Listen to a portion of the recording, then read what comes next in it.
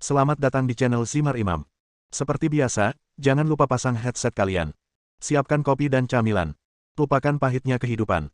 Mari kita dengarkan sambil rebahan. Puan Tanah adalah dewa. Bab 315. Melihat persetujuan Zhu Haisheng, Xiao Yutong tidak tega lagi untuk makan dan segera berlari untuk membayar tagihan. Makannya tidak mahal, jadi Xiao Yutong tentu saja tidak peduli. Setelah membayar tagihan, dia mendesak Zhu Haisheng untuk membawanya untuk memperluas wawasannya.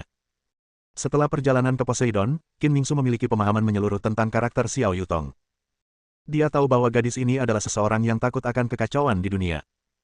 Dia tidak dapat menariknya kembali bahkan jika dia melihat banyak kegembiraan, jadi dia tidak punya pilihan selain mengikutinya.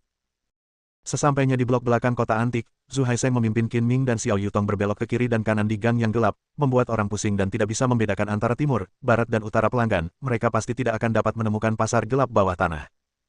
Berjalan di gang, Qin Ming mencondongkan tubuh ke telinga Xiao Yutong dan berbisik, "Nak, bagaimana kamu bisa mengidentifikasi barang antik? Aku tidak berharap kamu menjadi ahli di bidang ini. Apakah kamu sudah sangat mengagumiku?" Xiao Yutong berkata dengan bangga. "Ya, saya yakin dan kagum." Qin Ming memuji dan bertanya, "Katakan, mengapa Anda tahu cara mengidentifikasi barang antik? Apakah kamu tidak tahu apa yang dilakukan keluarga Xiao?" Xiao Yutong bertanya. Melihat Qin Ming menggelengkan kepalanya, dia melanjutkan, "Keluarga Xiao berkecimpung dalam bisnis barang antik. Mereka menguasai lebih dari 50% pangsa pasar barang antik di kota Donghai dan terkenal di seluruh negeri. Saya tumbuh di kalangan barang antik sejak saya masih seorang anak. Saya dipaksa oleh keluarga saya untuk mempelajari berbagai metode mengidentifikasi barang antik. Selain itu, saya sangat berbakat dan tahu lebih banyak daripada para sarjana tua itu selama lebih dari 10 tahun. Saya tidak bisa membual tentang keaslian barang antik biasa hanya dengan melirik mereka." Baru kemudian Qin Ming mengetahui bahwa keluarga Xiao berkecimpung dalam bisnis barang antik, dan keluarga Xiao adalah salah satu dari 4 keluarga teratas di kota Donghai. Mereka pasti telah mengumpulkan banyak harta langka dan langka pasti telah melihat barang antik yang tak terhitung jumlahnya. Tentu saja, penglihatannya jauh lebih baik daripada para pedagang barang antik itu. Tidak heran jika dia dapat dengan mudah membedakan keaslian barang antik di toko Zhu Haisheng, dan dia hampir merampas harta karun toko tersebut. Tidak ada apa-apa. Saat ini, Xiao Yutong meratap. Menggerutu dan mengeluh, "Kamu tidak tahu bagaimana keluargaku menyiksaku untuk memaksaku belajar mengapresiasi barang antik. Sejak aku berumur 6 tahun, aku dikurung di halaman yang penuh dengan segala jenis barang antik, dan aku punya telah terpapar barang antik ini setiap hari. Urusan tak bernyawa dengan barang antik membuatku gila selama 10 tahun sebelum aku bisa menjalani kehidupan normal." Qin Ming tidak menyangka Xiao Yutong memiliki masa kecil yang suram, dia ditemani barang antik setiap hari dan tidak bisa bermain dengan gembira seperti anak-anak lainnya. Tak heran jika ia begitu memberontak dan suka ikut bersenang-senang, takut dunia tidak akan kacau balau. Ternyata masa kecilnya lah yang meninggalkan bayangan psikologis yang tak terhapuskan. Anak yang menyedihkan. Qin Ming menghela nafas, membelai rambut Xiao Yutong dengan penuh kasih. Xiao Yutong tampak menikmati belayan ini, memegang lengan Qin Ming dan bersandar ke pelukannya. Setelah berkeliling di lingkungan yang rumit ini selama 20 menit, Zhu Haisheng tiba di halaman bobrok dan masuk melalui pintu besi besar yang berkarat. Ada deretan bangunan 3 lantai di halaman. Zhu Haisheng memimpin Qin Ming dan Qin Ming ke salah satu ruangan, lalu ke ruang bawah tanah, mengikuti koridor yang terang benderang, dan akhirnya memasuki ruang konferensi besar. Ruang konferensi agak mirip bioskop, dengan semua kursi bertingkat dan dekorasi yang relatif elegan. Saat ini, banyak orang telah berkumpul dan mengobrol dengan Qin Ming dan 3 lainnya duduk di dekat tengah. Dari meninggalkan hotel hingga memasuki pasar gelap bawah tanah, Zhu Haisheng sangat bersemangat. Meskipun dia membuka toko barang antik, itu adalah toko kecil dengan sumber daya keuangan yang terbatas. Bahkan jika dia menemukan porselen biru dan putih yuan, dia tidak mampu membelinya. Dia juga tahu bahwa pengetahuannya terbatas dan akan sulit untuk memilih yuan Qinghua yang asli dari sekumpulan yang palsu, tetapi berbeda dengan Qin Ming dan Xiao Yutong. Dari tingkah laku dan percakapan Xiao Yutong, Zhu Haisheng memutuskan bahwa Xiao Yutong adalah wanita terkaya yang pernah dilihatnya. Selain itu, dia telah melihat penglihatan Qin Ming dan Xiao Yutong dengan matanya sendiri, dan tahu bahwa jika mereka berhasil, keuntungannya pasti sangat diperlukan. Pukul 8 malam, penyelenggara memasuki venue tepat waktu dan pelelangan resmi dimulai. Orang yang memimpin pelelangan adalah seorang pria kurus dengan mata bersinar yang terlihat sangat cerdik. Zhu Haisheng memperkenalkan dengan suara rendah di bawah, orang ini disebut Houqiye dalam Taoisme. Dia mengendalikan sepertiga pasar gelap bawah tanah dan merupakan salah satu penyelenggara lelang ini. Saya tidak menyangka bahwa Houqiye akan secara pribadi menjadi tuan rumah lelang ini, tampaknya skalanya belum pernah terjadi sebelumnya, dan pasti ada barang bagus di dalamnya. Selamat datang di pelelangan ini. Saya tidak akan mengucapkan kata-kata sopan lagi. Izinkan saya memperkenalkan aturan pelelangan. Lelang kali ini semuanya porselen, termasuk beberapa porselen biru dan putih yuan kualitas terbaik. Saat Houqi mengatakan ini, terjadi keributan di antara penonton. Banyak orang terlihat bersemangat dan sangat ingin mendapatkan Yuan Qinghua. Namun, porselen biru dan putih Yuan kelas atas itu langka. Hanya ada sedikit. Bahkan ada beberapa yang kita tidak bisa memastikan apakah itu asli atau tidak. Apakah Anda dapat membeli yang asli tergantung pada keberuntunganmu. Harga dasar setiap porselen dalam lelang ini adalah 5 Yuan. 100.000, setiap kali harganya dinaikkan menjadi setidaknya 100.000, dan itu hanya dapat dilihat dari kejauhan, bukan di atas panggung. Begitu kata-kata ini keluar, seluruh tempat kembali gempar. Bagaimana Anda bisa membedakan kebenaran dan kebohongan tanpa membiarkan orang menontonnya dari jarak dekat? Bukankah ini jelas-jelas sebuah penipuan? Houqi mengabaikan komentar penonton dan meninggikan suaranya. Setelah semua porselen dilelang, beberapa orang yang beruntung akan berpartisipasi dalam pameran rahasia kami. Kami akan menampilkan harta karun yang mengejutkan dunia. Adapun harta karun ini, permisi sebentar, tapi saya jamin siapapun yang melihatnya akan terkejut, bahkan para kaisar zaman dahulu pun memimpikannya. Kata-kata ini menggugah selera semua orang, dan orang-orang mulai berspekulasi tentang harta karun apa yang bahkan diimpikan oleh para kaisar kuno. Setelah Houqi selesai berbicara, seorang juru lelang parubaya naik ke panggung dan pelelangan dimulai. Beba 316. Barang kedua yang dipamerkan adalah vas porselen dengan lukisan bunga plum di atasnya. Dengan Presiden Zhu Haisheng yang menghasilkan ratusan ribu dolar dengan membeli barang asli, beberapa orang mulai bergerak dan memasang tanda untuk menawar. Namun, penawarnya masih belum banyak. Setelah beberapa kali pertempuran, vas tersebut dilelang seharga 800.000 yuan. Setelah diturunkan, orang-orang buru-buru berkumpul untuk melihatnya dan menemukan bahwa itu juga asli, dengan perkiraan nilai sekitar 1 juta. Melihat orang lain mengambil foto produk asli dan mendapat untung kecil sebesar 20.000 hingga 30.000 yuan, banyak orang yang menyesal tidak menawar sekarang dan menjadi semakin bersemangat untuk mencobanya. Bagian ketiga yang dipamerkan adalah piring porselen Yuan biru dan putih dengan pola daun teratai dan lukisan ikan di atasnya yang disebut piring teratai dan pola ikan Yuan Long Kuan Kilen. Melihat Yuan Qinghua, hampir semua mata berbinar, dan mereka sangat ingin mengambil tindakan. Ketika juru lelang mulai menawar, seseorang langsung meminta 800.000 yuan, dan harganya terus naik. Bagaimanapun, porselen biru dan putih Yuan terlalu langka dan berharga. Kebanyakan orang yang berpartisipasi dalam pelelangan datang ke sini untuk membeli porselen biru dan putih Yuan. Mereka memiliki mentalitas penjudi puluhan kali lipat. Jika mereka membelinya, mereka bisa kaya puluhan kali lipat. Panitia sengaja menggunakan porselen biru dan putih Yuan sebagai umpan, mencampurkan porselen asli dan palsu untuk dilelang, dan tidak mengizinkan melihat dari dekat. Mereka hanya menangkap mentalitas serakah orang yang ingin mengetahui kebocoran besar.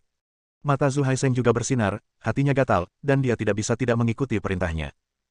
Paman, jangan salahkan aku karena tidak mengingatkanmu, tunggu saja dan lompat dari gedung jika kamu memenangkan tawaran. Bibi, maksudmu Yuan Qinghua ini palsu? Zhu Haisheng lebih pintar dari monyet. Xiao Yutong mengangguk dan berkata dengan lembut, itu hadiah anumerta. Pasca pengecatan adalah saat porselen tua kehilangan warnanya dan dicat ulang oleh generasi berikutnya untuk menirunya. Secara umum, porselen tersebut muncul pada tembikar berwarna merah dan hijau, saus ringan, pastel, dan warna lainnya, tetapi tidak muncul pada porselen biru dan putih. Ini adalah pertama kalinya Zhu Haisheng mendengar tentang pasca lukisan pada porselen biru dan putih Yuan. Dia tidak percaya itu benar. Namun, mengingat penglihatan Xiao Yutong, Zhu Haisheng tidak berani menawar lagi dan bergabung di dalamnya seru. Harga penawarannya meroket, dan akhirnya dibeli oleh seorang pengusaha kaya raya seharga 3,9 juta. Setelah orang ini membayar untuk mendapatkan potongan Yuan biru putih ini, langsung menarik banyak ahli untuk menonton. Alhasil, mereka yang belum mengetahuinya kaget melihat piring bermotif teratai dan ikan tempat pembakaran Yuan Long ini benar-benar palsu dengan hiasan pasca pengecatan, dan harga pasarnya hanya bernilai 2 atau 300.000. Pengusaha itu sangat marah sehingga dia mengutuk ibunya. Kembali ke tempat duduknya, Zhu Haisheng sangat penuh perhatian dan tersanjung. Bibi, kamu benar-benar memiliki sepasang mata yang tajam. Dari jarak 6 meter, kamu tidak hanya dapat mengatakan kebenaran dari yang salah secara sekilas, tetapi juga cara penipuan. Benar-benar bagus. Saya telah berada di toko barang antik selama lebih dari 10 tahun, dan saya belum pernah melihat pria semuda Anda, dengan penglihatan yang sangat tajam. Mendengarkan pujian Zhu Haisheng, Xiao Yutong sangat terkesan. Dia tersenyum seperti sekuntum bunga, yang mempesona. Penawaran berjalan sangat cepat, dan satu demi satu porselen terjual habis. Dalam waktu 1 jam, lebih dari 20 porselen dilelang, beberapa di antaranya asli dan beberapa di antaranya palsu. 4 potong porselen biru dan putih dari dinasti Yuan muncul satu demi satu, tetapi semuanya palsu, dan pembeli di pelelangan pun meneteskan air mata. Bunga Yuan biru dan putih asli sudah lama tidak terlihat, dan minat masyarakat semakin rendah. Namun, Zhu Haisheng dan Qin Ming sangat antusias, karena Xiao Yutong dapat menentukan keaslian dan cara pemalsuan hanya dengan satu tangan. Sekilas ke setiap pameran, dan dia bisa mengetahuinya dengan jelas. Tulisannya lumayan. Mata Qin Ming terbuka dan dia belajar banyak tentang barang antik. Setidaknya perjalanan ini tidak sia-sia. Yang dilelang adalah amporai biru cerah dengan motif bunga dan burung. Suara tuan rumah terdengar lagi, dan nyonya rumah membawa vas dengan bunga dan burung yang dilukis di atasnya dan 2 telinga di mulutnya. Xiao Yutong melirik dengan malas lagi, tapi ekspresinya berbeda dari sebelumnya. Matanya berbinar dan ada sentuhan kegembiraan di wajahnya. Saudara Qin, kita tidak bisa datang ke sini dengan sia-sia dan kembali dengan tangan kosong. Ayo beli amporai ini sebagai oleh-oleh. Bibi, bukankah kamu di sini untuk membeli porselen biru dan putih Yuan? Ini porselen biru dan putih dari dinasti Ming. Tidak ada harganya. Harga pasarannya hanya sekitar 1,5 juta. Su Haisheng berkata dengan tergesa-gesa dan sopan. Menurutku enak dipandang, kenapa kamu tidak membelinya untuk bersenang-senang? Kata Xiao Yutong dengan santai. Oke, pasti bagus jika bisa menarik perhatian bibiku. Su Haisheng terkekeh, tetapi untuk menebus penglihatanku yang buruk, aku benar-benar tidak bisa melihat apa bagusnya itu. Kamu akan tahu nanti. Kata Xiao Yutong genit. Banyak orang memiliki pemikiran yang sama dengan Su Haisheng. Ketika mereka mendengar bahwa itu adalah Ming Qinghua, mereka langsung kehilangan minat dan hanya dapat mengobrol dengan beberapa orang untuk memberikan tanda. Qin Ming tahu bahwa Xiao Yutong adalah gadis yang sangat pintar, dan barang antik yang dia minati pastinya tidak biasa. Ketika harganya mencapai 1,3 juta, dan tidak ada yang menaikkan harganya, dia dengan malas mengangkat tanda itu dan berkata, 1,4 juta. 1,5 juta. Begitu Qin Ming selesai berbicara, seseorang segera menaikkan harganya. Qin Ming melirik Xiao Yutong dan melihat gadis itu mengangkat tangan giok putihnya untuk membuat tanda 5, dan segera berteriak 2 juta. Begitu kata-kata ini keluar, seluruh tempat menjadi gempar. Ada banyak ahli yang datang untuk berpartisipasi dalam penawaran. Mereka semua menilai ampora bermotif bunga dan burung berwarna biru cerah ini sekitar 1,5 juta. Bahkan jika itu asli, itu akan menjadi kompensasinya berantakan. Yang lebih mengejutkan semua orang adalah seseorang segera menyebutkan harganya, 2.400.000. 2.900.000. Xiao Yutong masih tersenyum dan membuat tanda 5, dan Qin Ming menaikkan harganya 0,5 juta lagi. Adik, jangan menaikkan harga lagi. Siapapun yang menaikkan harga bersamamu adalah seorang yang bodoh, jadi berhati-hatilah. Su Haisheng dengan ramah mengingatkan, jangan bicara tentang pasar gelap, bahkan dalam lelang biasa, 8. Dari 10 separuhnya adalah sales. 3.400.000. 3.900.000. Saat Qin Ming dan Tuer menawar, adegan itu dipenuhi dengan seruan dan diskusi. Semua orang mengira orang yang menaikkan harga dengan Tuer itu gila. 4.400.000. Tuer menaikkan harga lagi, seolah-olah balas dendam dengan Qin Ming, dia juga menaikkan harga 0,5 juta. Tunggu. Saat ini, Xiao Yutong menghentikannya. Ketika harganya melebihi 4 juta, Qin Ming mulai merasa tidak yakin dan tidak bisa menahan diri untuk tidak berkata, "Nak, barang ini bernilai 4 juta, jangan menipu saya." Xiao Yutong tersenyum dan berbisik, penyelenggara ampora berpola burung ini mengatakan warnanya biru dan putih Ming, tapi sebenarnya biru dan putih Yuan. Nilainya lebih dari jumlah ini. Saat dia mengatakan itu, Xiao Yutong menggoyangkan jari telunjuknya, artinya lebih dari 10 juta. Mendengar ini, Su Haisheng hampir menjatuhkan rahangnya karena terkejut dan berkata dengan tercengang, Bibi. Bibi, ini Yuan Qinghua, apakah ini asli atau palsu? Apakah kamu masih tidak percaya dengan penglihatanku? Saat ditanya, Xiao Yutong mengangkat wajah cantiknya dan berkata dengan marah. Percayalah, saya sangat percaya dengan apa yang dikatakan bibi saya. Saya terlalu terkejut sekarang. Su Haisheng dengan cepat memasang senyuman tersanjung, menatap langsung ke vas di atas panggung, dan mulutnya hampir mengeluarkan air liur. Harga porselen ini jauh lebih dari 500.000 yuan, jadi silakan berusaha sekuat tenaga untuk menaikkan harga. Jika tidak dapat memenuhi persyaratan harga minimum penyelenggara, maka tidak akan dijual meskipun pelelangannya gagal, jadi saya ketahuilah bahwa Sil sedang menaikkan harga. Kita harus mengikutinya, tetapi harganya hampir sama sekarang, jadi tidak perlu terburu-buru menawar. Kata Xiao Yutong. Qin Ming tiba-tiba menyadari bahwa tidak heran Xiao Yutong tertarik dengan porselen ini. Ternyata porselen biru dan putih Yuan yang diimpikan semua orang yang hadir, dan juga asli. Mengetahui hal ini, Qin Ming punya pertanyaan baru. Mengapa penyelenggara menggambarkan karya Yuan biru dan putih bernilai puluhan juta ini sebagai Ming biru dan putih yang tidak berharga? Dia tidak berpikir bahwa penyelenggara berbelas kasihan dan memberikan kesempatan kepada semua orang yang hadir untuk mengisi kekosongan. Mereka pasti punya agenda. Karena 4,4 juta dipanggil dengan satu sil, Qin Ming tidak menaikkan harganya, dan tidak ada yang segera mengikuti panggilan tersebut. Orang-orang yang hadir banyak berbicara, menjulurkan leher untuk menyaksikan kegembiraan, semua ingin melihat idiot mana yang akan menjadi korban utama. 4 juta untuk pertama kalinya, 4 juta untuk kedua kalinya. Juru lelang berteriak 2 kali, tetapi tidak ada yang menawar lagi.